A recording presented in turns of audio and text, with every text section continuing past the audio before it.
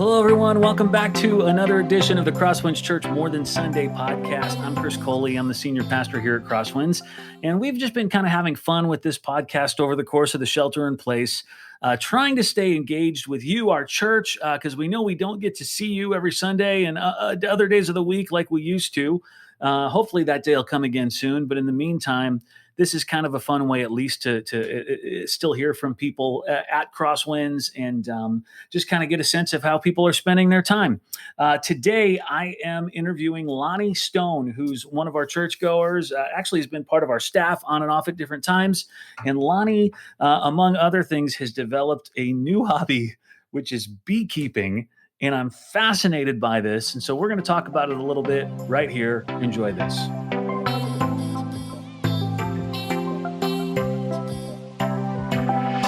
Hey, everybody. We are here with Leilani Stone, who's part of Crosswinds and has just been a wonderful part of our church for many years. Actually, Leilani, you guys left for a little while and went to Oregon for like a year, right? You guys...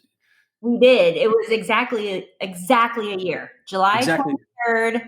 Yep. July 23rd. Isn't that weird? You're part of the great Bay Area, like, diaspora, the dispersion out to other places, but you came back. That's one of the things I love about you and your husband. So you're back at Crosswinds now, and we're excited you're back. You were on our staff for a long time in our children's ministry, and now you're part of our creative arts staff, although with right now less so. Sorry about that. Just got to keep everybody safe. Lonnie's a big part of helping us with our tech booth and getting the right people in there who direct and do all these various different things. And I just wanted to check in with you and see how your shelter in place is going. We were talking before we started recording, and you were telling me you're happy with it. You kind of like it. Yeah, I do. I like it. It was, of course, the initial shock of it. And of course, I think I was in denial a lot in the beginning. What do you mean in denial? What does that mean? Just because, when something new comes out and the media can, make it a bigger deal than what it is. But then when I was reading into it a little bit more, my background is in nursing, and I've got a lot of nursing friends and friends that are doctors. And so I was reading a lot of their stuff that the hospitals were giving them. And that's when I just started going, whoa, this is crazy. So it was a shock in the beginning. But then as we kind of got into it, you know how they say it takes like 21 days to get used to another habit. Right. So after 3 weeks, we kind of got into our rhythm, and and it's good for all of us. I get to see my husband all the time, and I get to see him in his meetings every single day. So I know he works hard. Wow, you really do a lot. And then homeschooling our son, who's 11. Right. And so that's a challenge off and on. And we got a good rhythm going now. And now he's going to be graduating, 5th grade in a week. So. Oh my gosh. So he would be going to middle school next year. How are you guys feeling about the chances that middle school may or may not be open next year when he starts? Yeah, I don't know. I am looking into all different options of homeschooling. Are you? I am. I'm waiting to hear back from what the district is going to say. They say news is going to come out next week. We'll see. Are they saying that next week they'll have some solid idea of what fall looks like? That's what they're saying. So, I don't know. And I want to know how they're going to do it. Are they going to stagger groups, and how are the desks going to be situated? But my biggest concern is the vaccine. So, I have this whole thing about if, kids need to be vaccinated for the MMR and the polio and all the communicable diseases out there. Why not this one? I don't know. I mean, it's all new to me. And I'm nervous about it. I can understand why you're nervous about it. I think any of us would be nervous about it. And you look at how at first they were saying this doesn't affect kids at all, nothing to worry about. And now in the last couple of weeks, I feel like they keep changing the rules of this like every month. At first, it's like, whatever you do, don't wear masks. Masks are a terrible idea. Don't get a mask. And then as soon as there's no more masks available, even if you wanted to get one, it's like, okay, go get a mask. Yeah. Right? Yeah, exactly. Yeah, no, I said I drove past our gas station and there's a huge sign outside that says masks available here. Oh, no way. They're selling masks at your gas station? That's good. How the world has changed. You How the know, world has changed. It's true.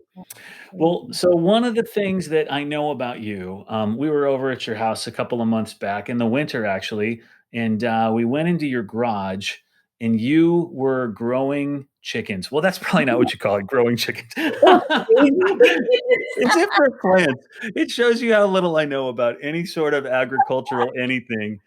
I know when you guys moved up to Oregon for a year, you lived on kind of like a ranch, right? I mean, you had a lot of land, and I know yeah, you ride horses.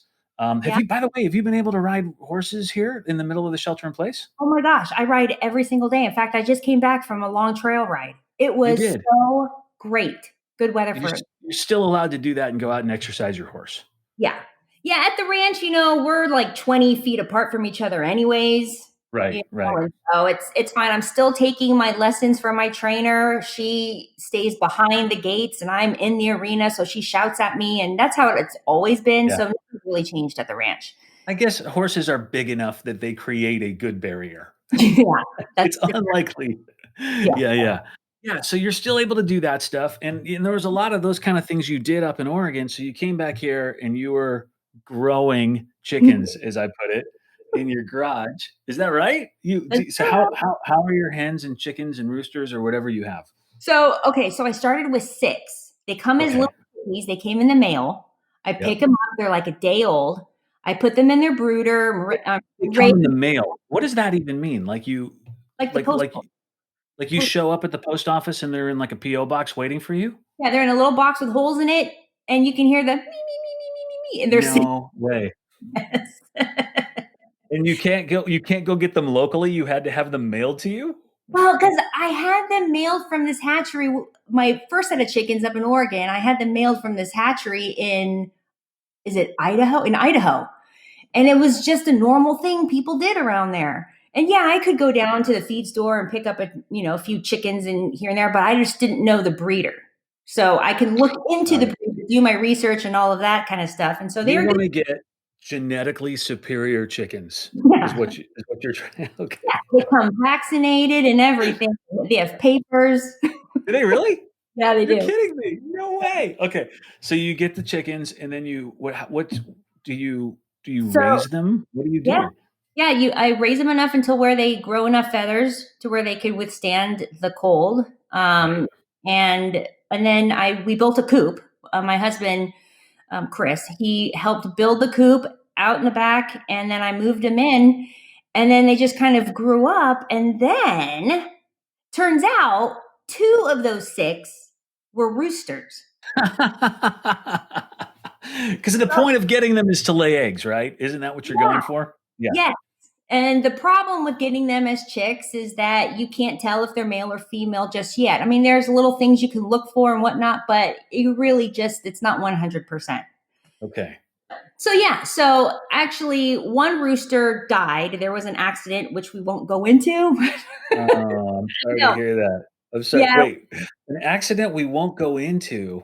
I don't know whether I should push for you to go into it or not. I'm gonna because I care about you and your family and don't want anyone to judge you, I'm gonna stay away from it. Yeah. But Basically, but when we're not recording, you gotta tell me. it was just a freak accident and something fell on top of it, and I felt bad. So, yeah. Yeah. And Okay. we were gonna get rid of him anyways. I was gonna give it to the guy that comes and does our yard because he wanted chickens, and so in exchange for some work, he goes, "I'll Yeah. a rooster and a hen from you." I said, Yeah. "Okay." So that was actually gonna be his rooster. But Okay. now I realized there was another rooster and how this one happened. This is really interesting. So a hen has an ovary, and if the ovary ends up having a cyst in it or cancerous, it turns into a rooster. No way. Yes, so this one turned into a rooster. You mean to say that it's a female chicken that turns into a male chicken midway through its life? Yeah. Am I understanding this correctly? Isn't that bizarre? I've never My wife was a biology major. I'm gonna have to ask her about this, and she had an interest in birds of some sort, I believe. So I'm gonna find out. That feels yes, that is mind-blowing. How have we not known that? I don't know. I don't know. Wow. Okay. I thought she was looking kind of weird. I thought she was looking really interesting because she started out looking really like a hen. And then all of a sudden, her comb got bigger and Yeah. redder. Yeah. And then, yeah, it was just really odd. Very, very, very Yeah. odd. Okay. So, So anyways, are they laying eggs now at this point? Do you have yeah, each hen I have. So now I have 4 hens, and each hen lays 1 to 2 eggs a day. okay. Now this is all good. We're 9.5 minutes into our 10-minute podcast. And I haven't even had a chance to ask you about one of the main reasons I reached out. I saw on Instagram that in addition to your chickens, you are now beekeeping. Yeah. You are beekeeping at your suburban home in Danville with houses all around you. I looked, Quinn was on Instagram flipping through and she goes, "Why is Lonnie wearing a beekeeper's outfit?" And I just looked over her shoulder and you had like a smoker and all this stuff. What's Yeah. going on? So, okay, this is something that I wanted to do when we were up in Oregon. Beekeeping in Bend, it is huge, and I was going to join 2 clubs. They were like all these different kind of clubs up there. So I was looking into it, and then we found out we're moving back, so that was put on hold. And spring is the time that you get your new hives, your new colonies, and that's when you start beekeeping. So I thought, okay, so I'm going to do this. So in the course of what 8 months or so, I was doing research and I found out I had to get a permit here. So I got the permit. And I had to name You better have to get a permit here if you're going to put bees in your backyard. it, right? Um, Hundreds of bees. Actually, there are like 3,000, I think. Oh my gosh. Okay. So I had to name it. So the name is Honeystone Farms because our last name is Stone. So Right, right. Honeystone Farms. And so I was all prepared. I got a hive and I did my research on hives and I got this hive built in Australia called the Flow Hive. And it's supposed to be easy getting honey. All you do is just a turn of the key and then Mhm. it comes out a little spout. I don't have to scrape the honeycomb off and do that big old process that Right. beekeepers normally do. So we'll see how it turns out. When So did you start? How long ago? I just brought them home. I ordered them 2 months ago. And did And you have to then, go to the post office and pick them no, up? no, but you know what? They can mail it. Isn't that weird? But I didn't. No, I ended up going to a breeder in Pleasant Hill and I picked them up early Saturday morning. How many do And you pick up? You pick up 3,000? yeah, it comes in what they call a nuke, which is the nucleus, short for Okay. nucleus, box with 5 frames of bees that have already started the honeycomb process with one queen bee in there and No whatnot. And way. they because I was trying to look for the queen bee because you're supposed to inspect the frames and all this kind of stuff and look and see if it's healthy. And I found the queen. It was really easy because they put a little blue dot on her head. It was really Oh my easy god. to pick out. Right And then away. So but there's a queen and how many of the drones or whatever they call the other guys? well, there's drones and then there's worker bees. Okay, So okay. so yeah, if so I'm still learning a lot. I'm taking online classes. I joined the Mount Diablo Beekeeper Association because I'm requesting for a mentor and I'm doing their or joining their once a month Zoom meetings. So Yes. Yeah. a lot to learn. So Wow. I've heard that if you have a lot of drone bees, then look for if there's like another nest where they're growing another queen. And then I have to add another brood box to my hive. Okay. So do you have 3,000 already in your hive, your Yeah, backyard? But it average. didn't it didn't come with 3,000. It started with less. No, Oh, it came with 3,000. yeah, 'Cause I'm yeah. wondering if they attract other bees. Like, do other bees come and move in and go, "Hey, a new home. Let's join this family." I guess sometimes if the bees don't have a hive that they go to, that they're not Mhm. oriented to, then they could, but then that could bring in diseases and all that kind of stuff too that I'm learning about. So that's why I have to check the hives with the smoker and my bee suit every 1.5 to 2 weeks. Yeah. Okay. So Yeah. you're out there. You're gonna be in your bee suit. Do you have to get other gear? I mean, That's the fun of all these new hobbies, right? There's new gear to go buy, and Yeah.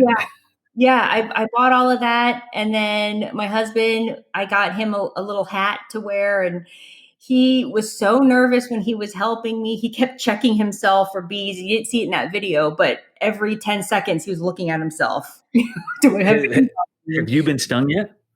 No, I haven't. And the smoker's supposed to calm them down, supposed to Yeah, calm down your pheromones and all that kind of stuff. But it's almost peaceful. It's like yeah. it's like meditating. They say if you do a craft like crocheting or knitting, beekeeping is kind of along the same lines where you have to do things slowly and you're mindful about it. And it's like a meditation process. So everything is slow movements. Now, Um, are there bees flying all over your backyard? I mean, when they're not in their habitat, are they no, they're pretty much just around their hive, okay? and then they'll fly off, and they can fly like 100 miles away in a day Wow, and come back. no kidding. So yeah, I had to figure out where they're going to be placed, away from neighbors. I forgot what the law says. It's something like 8 feet away from the neighbor's fence or something Do like you that. do you do you have to go to your neighbors and give them a heads up? Just so you know, I've got 3,000 bees in my backyard, and I You might know, get more. I thought about it, but then because I was really nervous to tell them that I had two roosters, and they love it because down the street there's another farm they have peacocks, and so Oh gosh, they're all over the place. So it's our scream. neighbors are really nice. Yeah, And so then when I looked on the map of who has permits, there's so many backyard beekeepers in our area. you're kidding me. Yeah, it's a Wow, thing. We're I had no saving. idea. I thought we were known for wine, vineyards, things like that, but little did I know. Yeah. Well, the bees Wow. help with that. Yeah, I guess that's probably true. Yeah, yeah, that makes sense. Cool, Lonnie. Well, thank you for filling us in on your new hobby. It's exciting to hear about that stuff. You're welcome. I'll let you know when the next weird thing is. Please do. I always like a good challenge, so I don't know what else is going to happen. But We are all so bored, and if we can live vicariously through you doing things the rest of us would not think to go do.